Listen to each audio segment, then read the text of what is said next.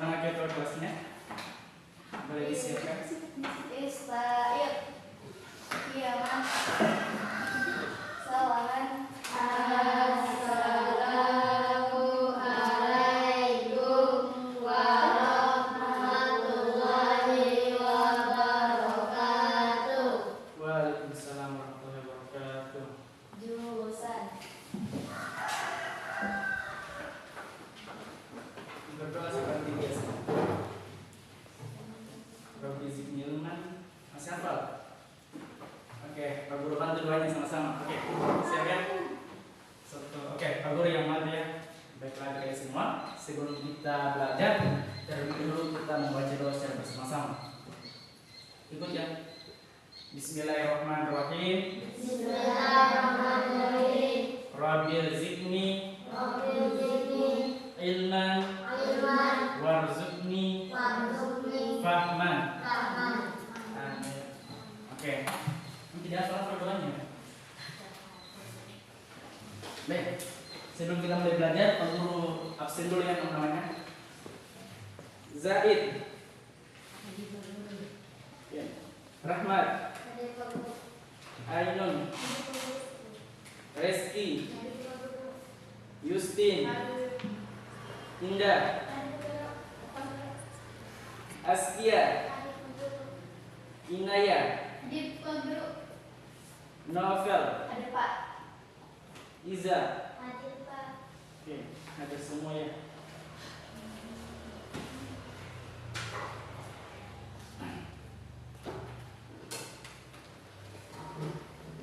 Oke.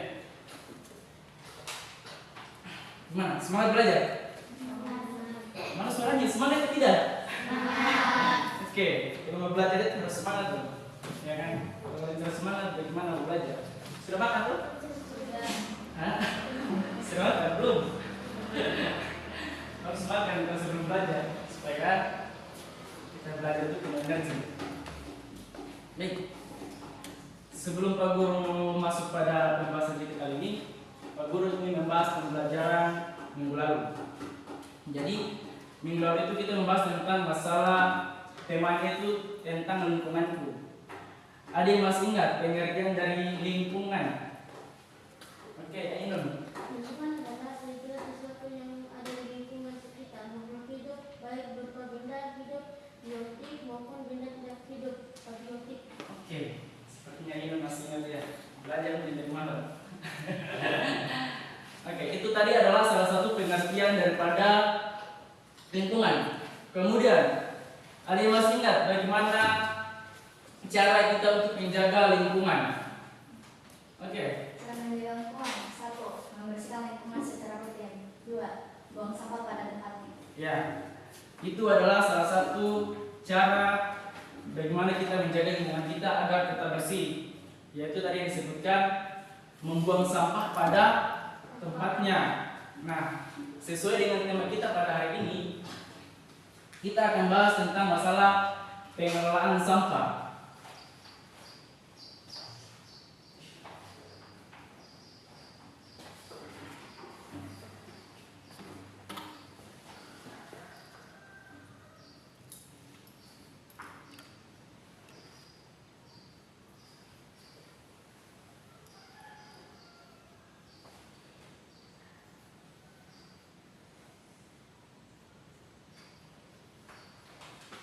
Baik. Dalam tema ini ada beberapa tujuan pembelajaran yang akan dicapai oleh siswa itu sendiri. Yang pertama, siswa mampu menjelaskan jenis-jenis sampah, baik itu sampah organik maupun sampah anorganik. Kemudian yang kedua, siswa mampu memilah sampah berdasarkan jenisnya. Yang ketiga, siswa mampu menjelaskan dampak sampah terhadap lingkungan. Dan yang keempat, siswa mampu membuat produk kreatif atau kerajinan tangan dari barang bekas. Nah, itu adalah hal-hal yang akan dicapai dalam pembelajaran kali ini yang bertemakan pengelolaan sampah. Baik, Pak Guru mau tanya, ada yang tahu apa itu sampah? Apa? Yang terpedang saja, sampah. Tidak ada. Ayo. sampah itu adalah semua jenis bahan yang sudah dibuang atau tidak diinginkan lagi. Itu adalah sampah. Jadi sampah itu sesuatu yang sudah kita tidak inginkan lagi atau sudah mau dibuang. Kemudian sampah dibagi menjadi dua, yaitu sampah apa? Ada yang tahu? Ya, salah satunya tadi. Aku sudah sebutkan di awal sebenarnya.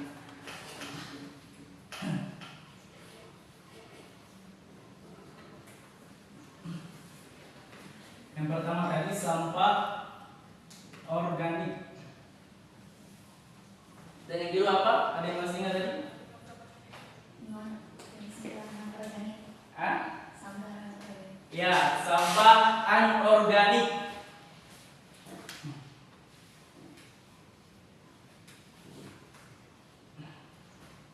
Ada yang pernah dengar istilah ini di lingkungan rumahnya mungkin? Sampah organik dan anorganik. Ada? Belum pernah dengar? Oke. Jadi jenis-jenis sampah di sini ada dua macam. Yang pertama itu sampah organik dan sampah anorganik. Sampah organik itu adalah sampah yang berasal dari alam. Ya, sampah yang berasal dari alam dan dia terurai secara alami. Ada yang tahu contohnya sampah yang berasal dari alam? Ya, kulit pisang. Ada lagi yang lain? Apalagi yang dari alam secara alamiah? Apalagi? Ini tadi contohnya kulit pisang. Apalagi? Yang langsung dari alam tanpa proses pembuatan manusia. Apalagi? Ya, bekas makanan. Sudah termasuk juga salah satunya dari bekas makanan kulit pisang. Apa? Kalian sudah lihat yang ada di alam sana di luar? Apa? Ada apa? Daun, ya kan? Kemudian apa lagi? Ranting. Nah, itu adalah salah satu dari bagian-bagian sampah-sampah organik. Kemudian sampah anorganik. Sampah anorganik itu adalah sampah yang sulit untuk terurai dan biasanya itu hasil dari buatan manusia itu sendiri. Ada yang tahu contohnya seperti apa? Hah? Ya, bungkusan snack. Ada lagi? Apa? Bungkusan snack atau plastik lah. Apa lagi? Apa? Iya, botol juga salah satu daripada sampah anorganik. Ada lagi? Apaan itu? Sampah anorganik. Apa lagi?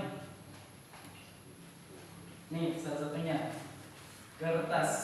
Nah, kertas juga salah satu sampah anorganik. Sampai di sini ada yang mau bertanya? Sudah ada? Oke, sudah paham ya? Oke. Kita lanjut pada pengelolaan sampah.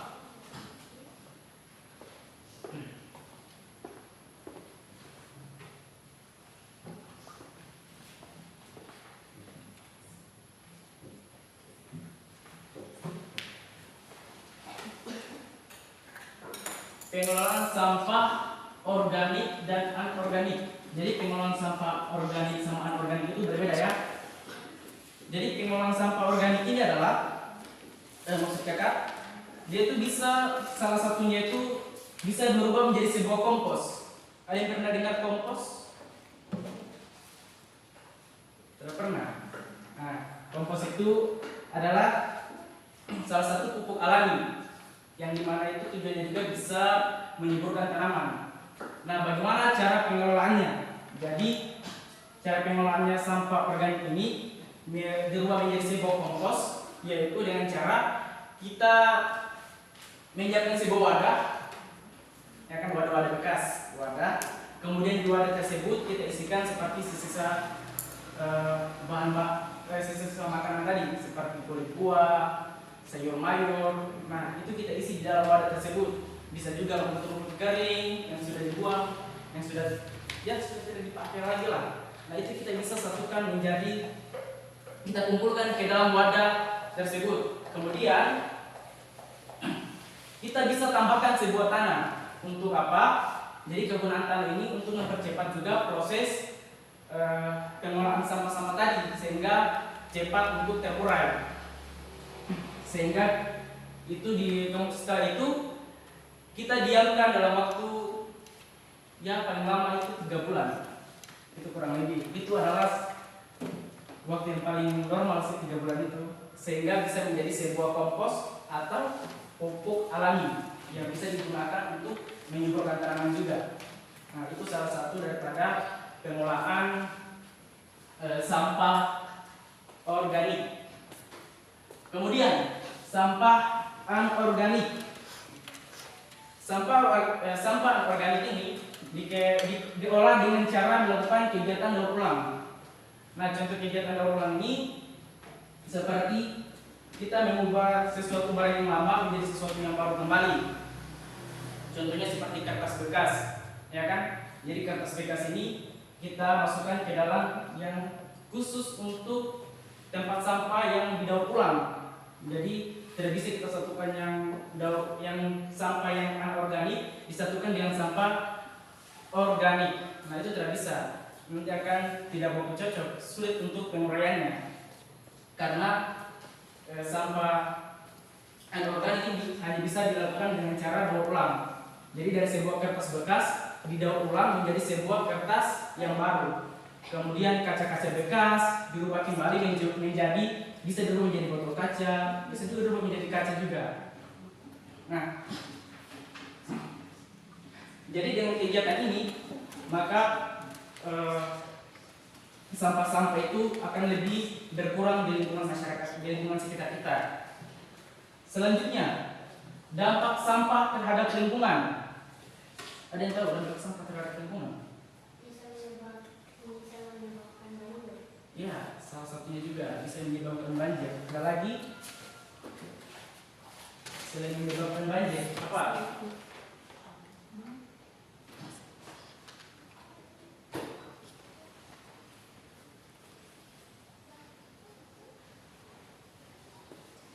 Yang pertama banjir.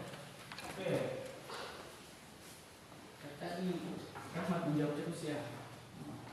Apa lagi selain banjir dari penyebab sampah ini?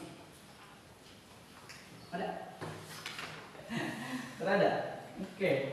Jadi penyebab juga daripada sampah ini bagi lingkungan yang pertama itu salah satunya juga ini tadi banjir. Yang lain juga itu merusak tanah. Artinya sampah-sampah yang sudah menumpuk di lingkungan masyarakat tidak dibersihkan secara rutin tadi, contohnya tidak dibersihkan, dibuang sembarangan, maka akan sampah-sampah yang seperti anorganik tadi, seperti kertas, kaca dan lain sebagainya dapat merusak tanah. Maksudnya di sini merusak kesuburan tanah. Akhirnya tanah itu menjadi tidak subur, sehingga kita menanam itu menjadi apa? Tidak apa? Tidak subur. Oke, selanjutnya yang kedua yaitu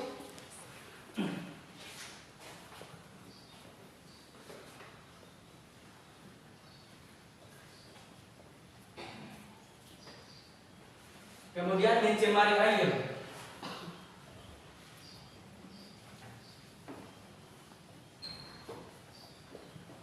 Jadi sampah juga ini dapat merusak ekosistem yang ada di laut. Jadi banyaknya sampah yang sudah terlalu tercemar di sekitaran di area laut bisa menyebabkan laut itu menjadi rusak, terutama ekosistemnya.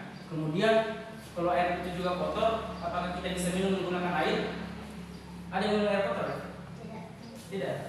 Nah, makanya kalau tidak mau minum air kotor, dijaga lingkungannya supaya tetap bersih.